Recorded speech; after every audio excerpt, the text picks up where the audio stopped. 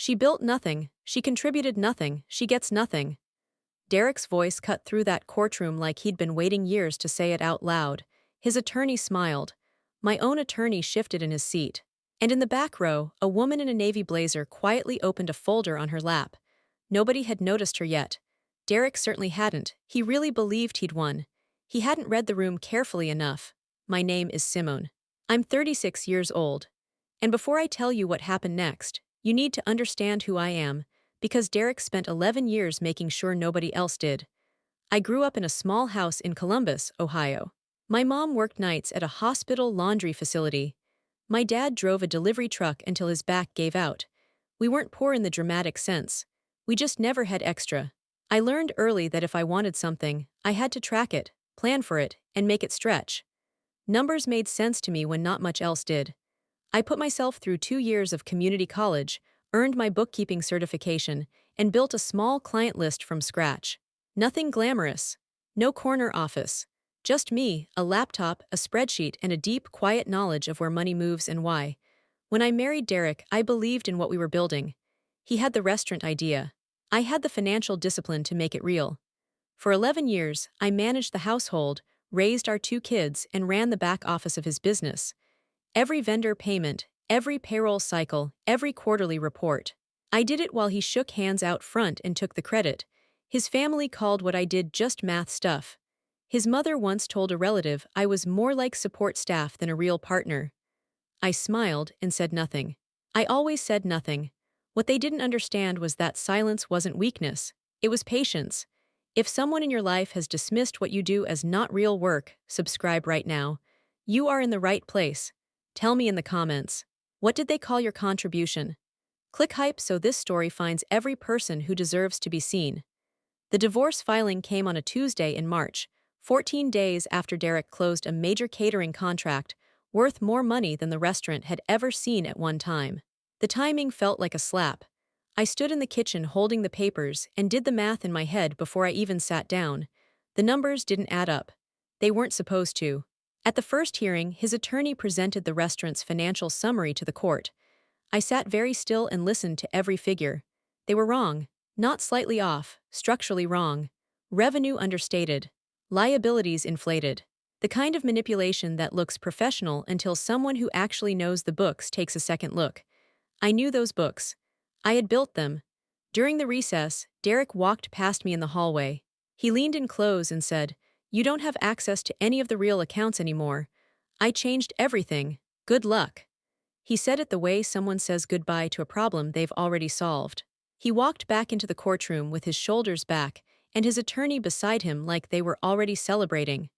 What Derek didn't know was that 6 months earlier, I had noticed something. A vendor payment of $4,000 that didn't match any invoice I had processed. I went back through 3 months of records, then 6. The pattern was quiet but consistent. Small transfers, different amounts. All moving toward an account I had no name for. I didn't confront him. I didn't panic. I opened a private folder on my personal drive and I started documenting. And 3 weeks before the hearing, I reached out to a branch manager at the bank I believed was holding that account. Her name was Renee. She was sitting in the back row of that courtroom with a folder in her lap. Derek thought she was nobody. He was wrong. The first blow came fast. Derek's attorney stood before the judge and argued with complete confidence that I had no legal claim to the restaurant because my name had never appeared on the business registration. Technically true, strategically devastating. His family sat in the gallery and his mother exchanged a look with a cousin that said everything. I watched them without turning my head. I wrote one word on my notepad. Wait. The second blow was personal. Derek took the stand.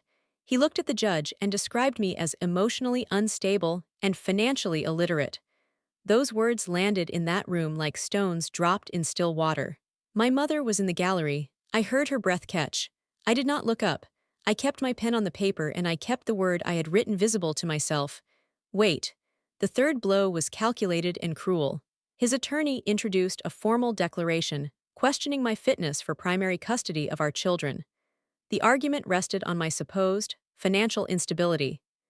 An instability that existed only because Derek had spent 18 months quietly constructing a false version of our finances designed to make me look like I had nothing.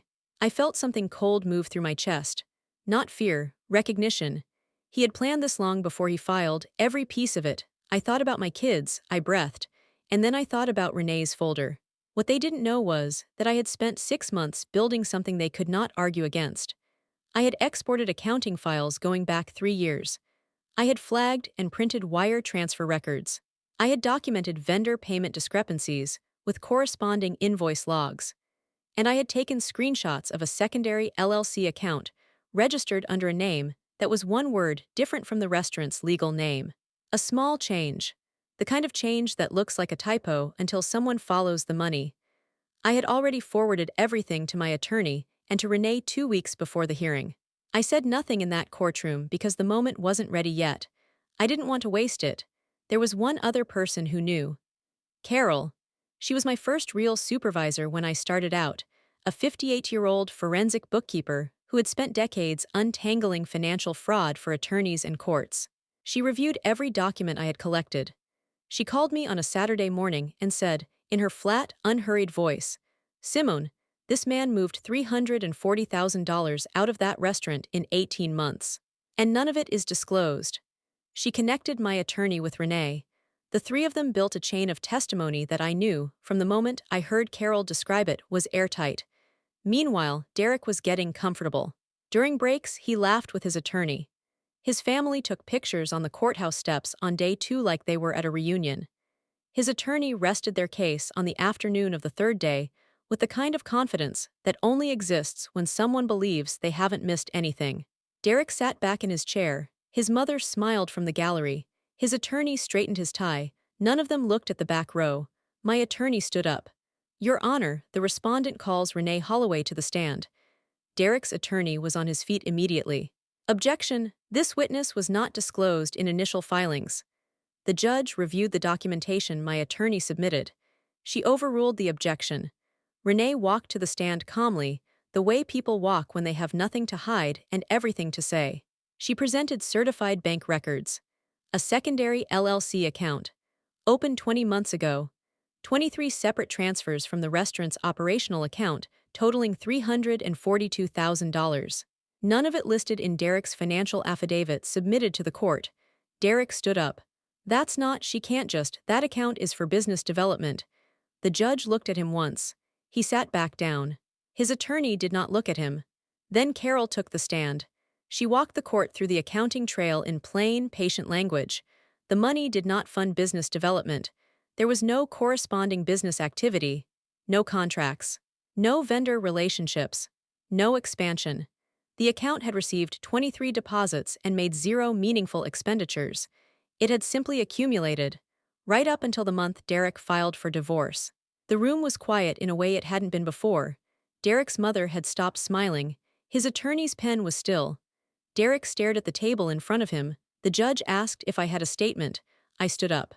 I looked at Derek directly for the first time since the hearing began. I kept my voice even. "I did the books," I said. "I always knew where the money was. I just waited until it mattered." The judge ordered an immediate freeze on all accounts. She referred the financial disclosure to a separate investigation. She sanctioned Derek's attorney for submitting fraudulent records to the court. The sound in that gallery behind me shifted from silence into something smaller. Smaller and much less certain. The case was reopened with accurate numbers. With the true value of the restaurant entered into the record, my settlement reflected 11 years of real contribution. The judge awarded primary custody to me. Derek walked out of that courthouse facing a financial fraud inquiry that had nothing to do with the divorce and everything to do with his own choices. His family filed out of the gallery without making eye contact with anyone. His mother, who had mouthed "told you" across a courtroom at the start of all of this, left without a word. I moved into a small house on the east side of the city with my kids. It needed work, but it was ours. I picked up 2 new bookkeeping clients that spring. I started cooking dinner at a real hour instead of whatever time was left after managing everything else. And I started sleeping through the night for the first time in 2 years. Derek thought my silence meant I had nothing. It meant I was ready. If someone has ever used money to try to control you or erase what you built, I see you. Subscribe and share your story in the comments. You don't have to have a bank manager in your corner to know your worth. Drop a comment below and let this community hear you. Click hype to help this story reach every person fighting to be seen. Standing up for yourself is tough. If you've been there, subscribe and become part of our community. Let me know this story helped by clicking hype. And tell me where you're watching from. I love seeing how far these stories travel.